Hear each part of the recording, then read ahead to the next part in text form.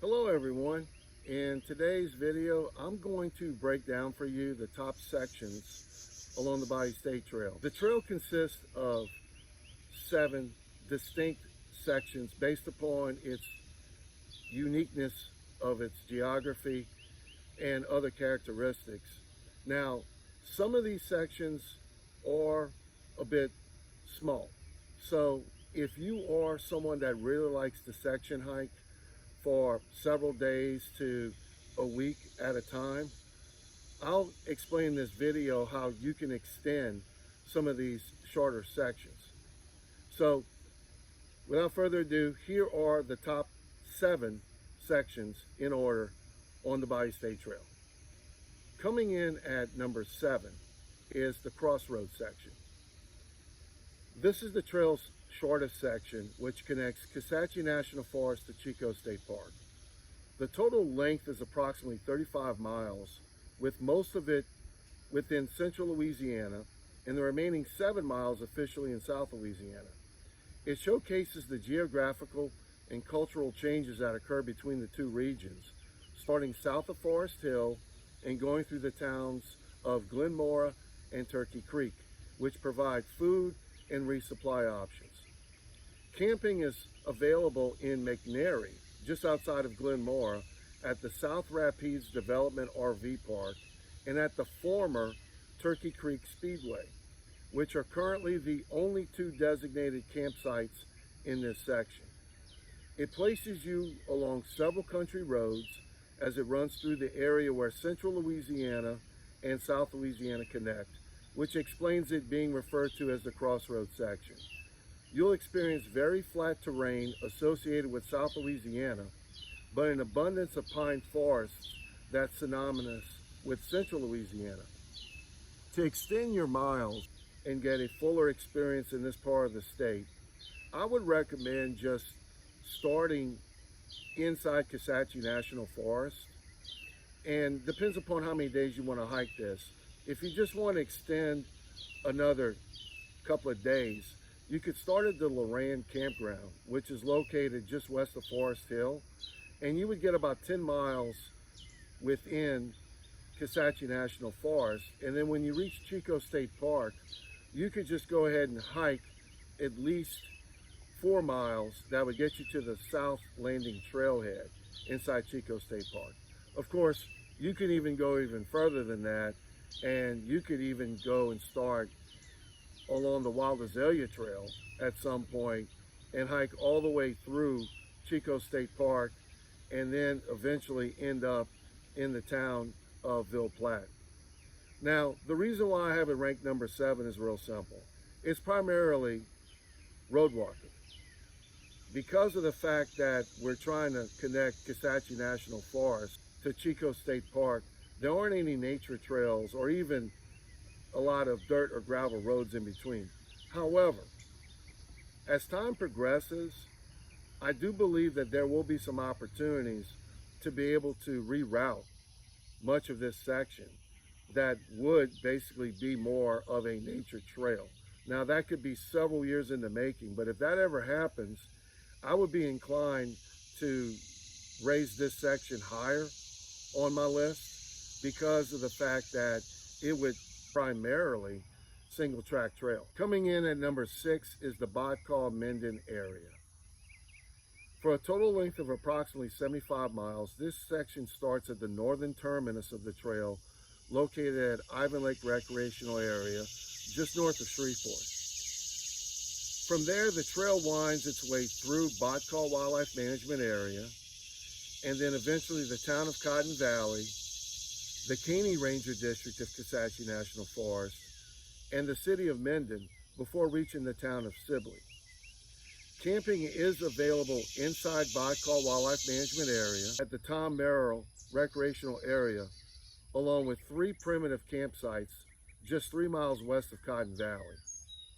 Currently, no camping is available inside the town of Cotton Valley, but dispersed camping is available inside the property of Kisatchie National Forest, along with designated campsites at the Beaver Dam Campground that includes restrooms and showers.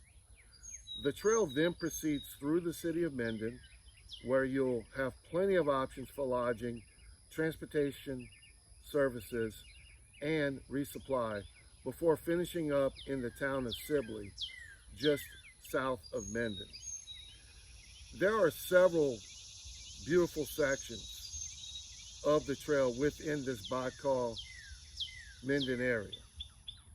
However, the reason why I have it at number 6 is primarily because of the existing road walk that you have to take to connect Cotton Valley into the Caney district of Kisatchie National Forest. It's about 20 miles just to reach the boundary of the National Forest, and then to reach the Beaver Dam Campground, it's about another 5 miles. Now, this is another section that I anticipate in the future we'll end up having some form of rerouting.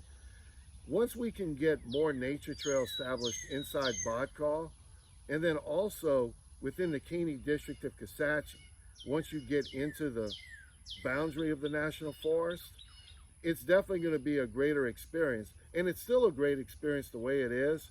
Just be prepared to have a long day of road walking, getting from Cotton Valley into the Caney district of Kisatchie National Forest. Now, because it starts at the northern terminus, if you want to extend your hike a couple of more days, I would just go ahead and at least start the next section, which is the Louisiana Trail section. So when you get to Sibley, it's basically going to take you 4 to 5 days to get there, depending upon how many miles you walk every day. So if you want to just add a couple of more days, you can just continue on the Louisiana Trail section and basically just get to either Jamestown or Castor. And that would get you closer to a week's worth of hiking along this section. Coming in at number 5 is the Cajun Prairie section. Spanning approximately 50 miles, this section starts just north of Chico State Park, the largest state park in Louisiana. When entering the park, the trail follows along the Chico Loop, providing spectacular views of Lake Chico, and along with that, several available primitive campsites. The park also provides designated camping, including showers and laundromats. Upon exiting the park, the trail runs you through the city of Ville Platte and a first-hand view of how Cajuns live along the prairie, before eventually reaching the town of Washington, where lodging options are available. For additional lodging and resupply options, the city of Opelousas is just a few minutes south of Washington. The trail then passes through the town of Port Barre, where camping is also available, before reaching the Atchafalaya Basin at US Highway 190. The Cajun Prairie section is very unique because of what I mentioned about Chico State Park. It's definitely one of the most unique spots along the trail. There's several amenities inside Chico State Park. And even though there is a couple of days worth of road walking to connect Chico State Park to US Highway 190, where the Atchafalaya Basin section starts, you will have pockets of trail that's not paved, it's gravel, and it really puts you out in some very remote areas. So it was very close for me between deciding if this was number 6 or number 5, between this and the Botcall-Menden area. But because of the fact that it has a slightly less amount of road walking, I put this at number 5. Now, this is one of those sections that would only take a few days to complete. So my suggestion would be this. If you want to extend your hike closer to a week, I would start further north. Maybe start at Turkey Creek, or even further than that, you could start around Glenmore and work your way south. And on the opposite end, if you want to get some more miles in, I would just hike to Henderson, just south of I-10, which would give you a full day along the Atchafalaya Basin section as well. Coming in at number 4 is the Greater Natchitoches area. For a total length of approximately 65 miles, this section starts at the Gum Springs Campground inside the Wind Ranger District of Kisatchie National Forest, where you will experience a few miles of the Gum Springs Recreational Trail before following over 15 miles of remote forest roads inside the Wind District of Kisatchie leading up to your approach to the city of Natchitoches, home of the Festival of Lights, which is, by the way, the second largest Christmas festival in the United States.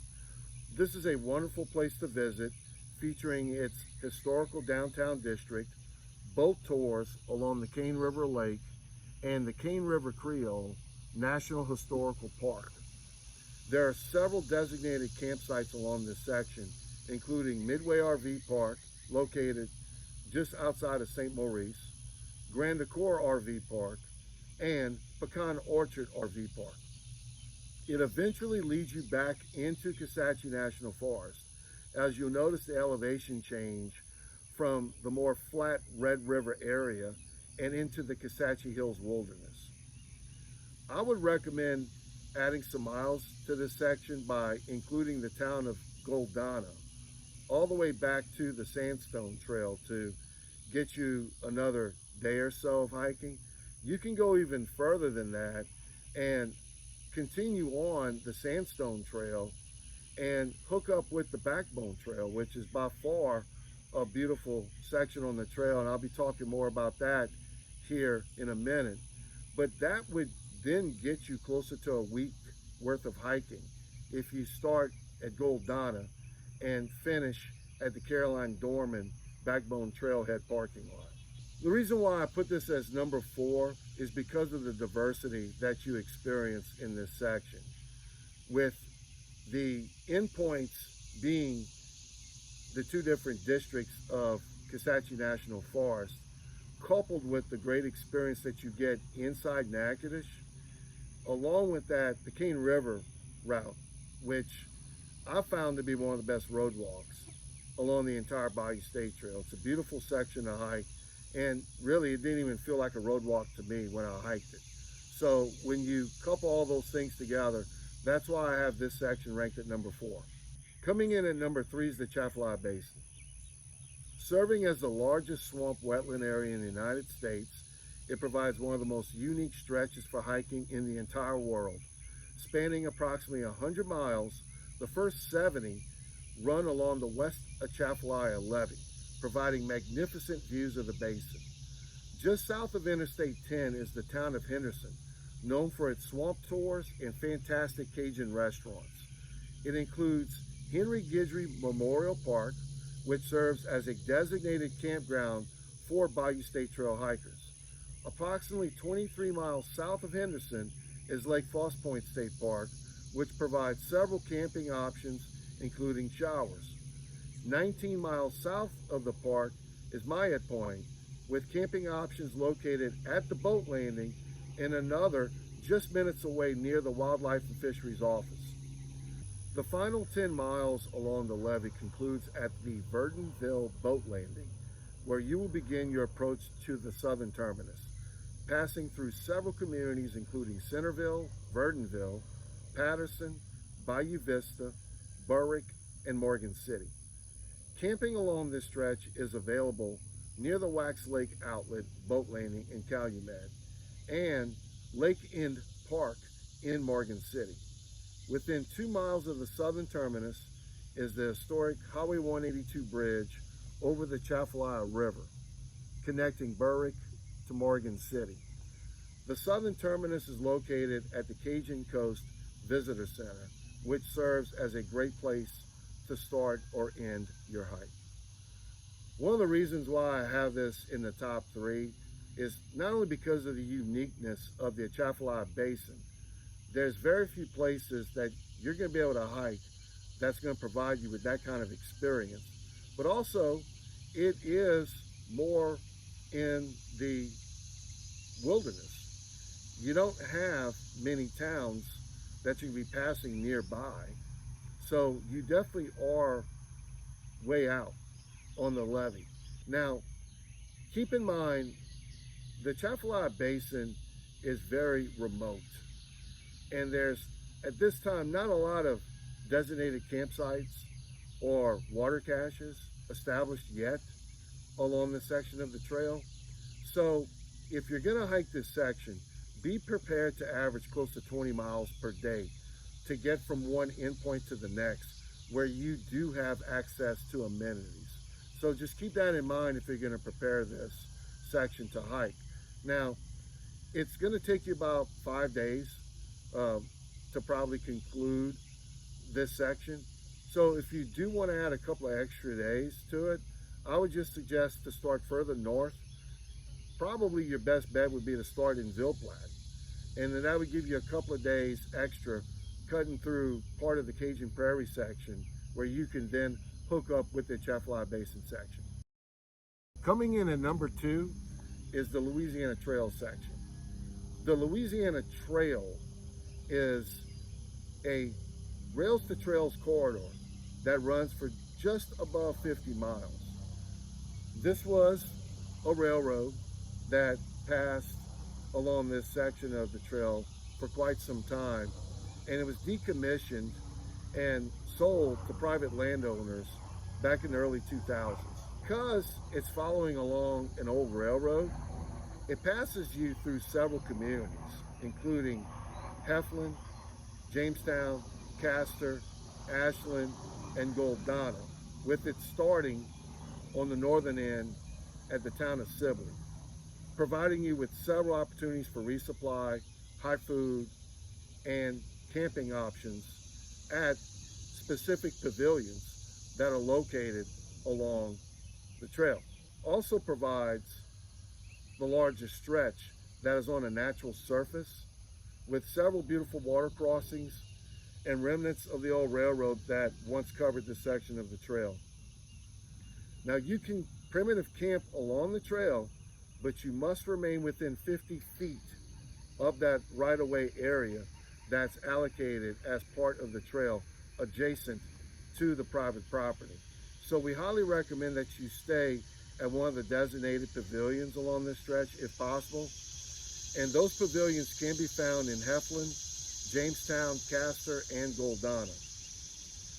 The section, if you're entering southbound, enters the Wind Ranger District of Kisatchie, where you are greeted by the Gum Springs Recreational Trail, along with the Gum Springs Campground. I put this second on my list because of the fact that it is one of the longest stretches where it's a true nature trail. And it was beautiful with the variety that it provided.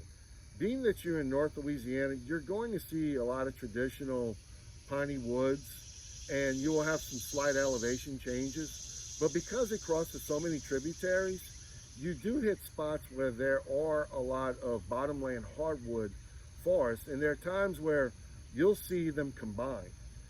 It does provide a nice change in scenery when you get to see that. Also, too, because of the towns I just mentioned. You don't have to pack out a lot of food when you do this section of the trail, and you don't have to pack out a lot of water either. Now, you may have to buy some water in some of these towns, but with the fact that you do have access to food as well, it does make it a lot easier for you to get more miles in and not have to pack so much weight. Now, when I recorded my daily vlogs of this section of the trail, I pointed out that there were a lot of deep holes covered with water that were created over the years from the ATV riders.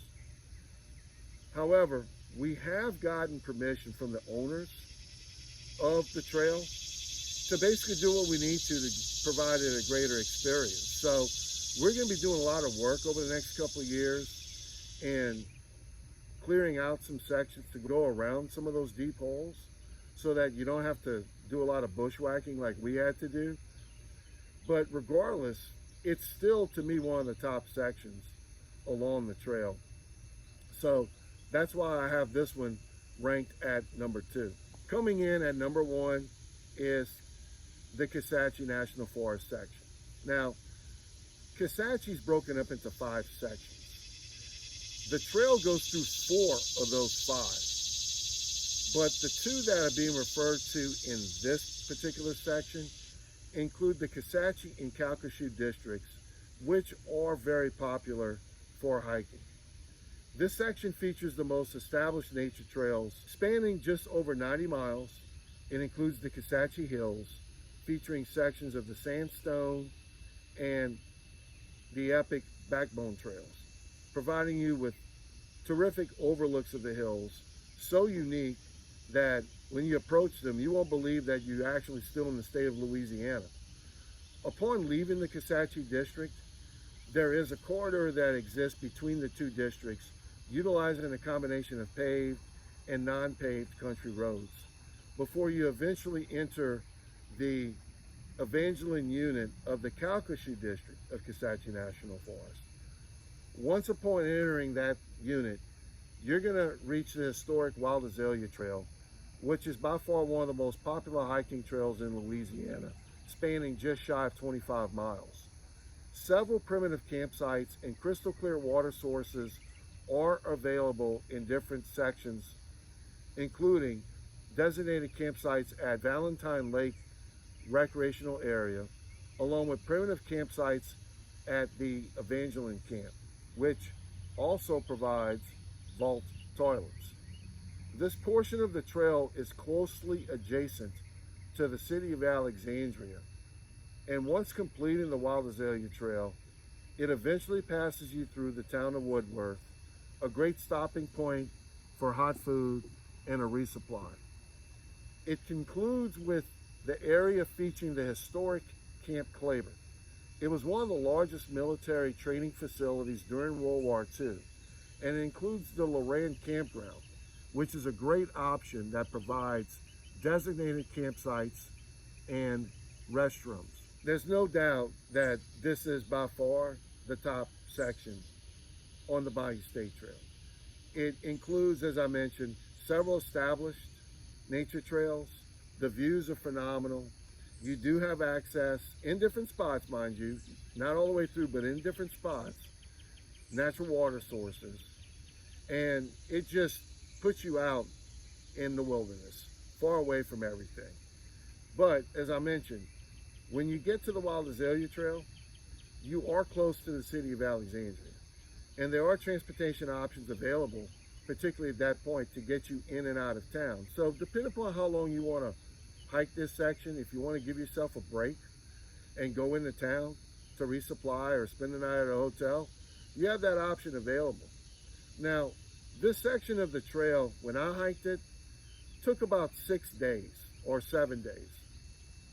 For some of you, you may want to stretch it out and go into shorter days to finish this section. Or some of you may be able to blaze through and average at least 20. If you're going to do that, if you're really looking to try to get about a week's worth of hiking, what I would do is I would start in Natchitoches and then follow the Cane River route, and eventually it'll bring you into Kisatchie if you're hiking southbound. And if you want to continue hiking a little bit further, you could reach the town of Glenmore and continue on through this section of Kisatchie National Forest. And that would get you definitely around a week's worth of hiking. If you want to go back and learn more about these sections, my suggestion to you is go to my Bayou State Trail playlist that's available, featured, where you can go back and look one day at a time as to how these sections look. You could also go to the Bayou State Trail Association website to get updated information. Follow the association on social media for updates. And of course, you definitely want to download the map, which is available within the Bayou State Trail Association website. And soon in the future, it'll be featured on some more popular apps, as we're currently working on getting those approved. But this is, to me, a great way of breaking down the Bayou State Trail by sections, because as I mentioned at the beginning of the video, each one of these 7 sections are very unique. Now, of course, you could come up with a wide variety of 7 to 10 days worth of hiking to get in on the Bayou State Trail.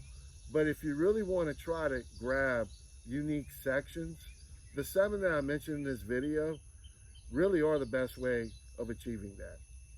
So in the next video, I'm going to go further and break down what I think are the best extended weekend hikes. So if you're not able to or not interested in hiking 5 to 7 days at a time, I'm going to show you what I think are the best places to go if you want to get in an extended weekend along the Bayou State Trail. Thanks for watching, and hope to see you out there soon on the Bayou State Trail.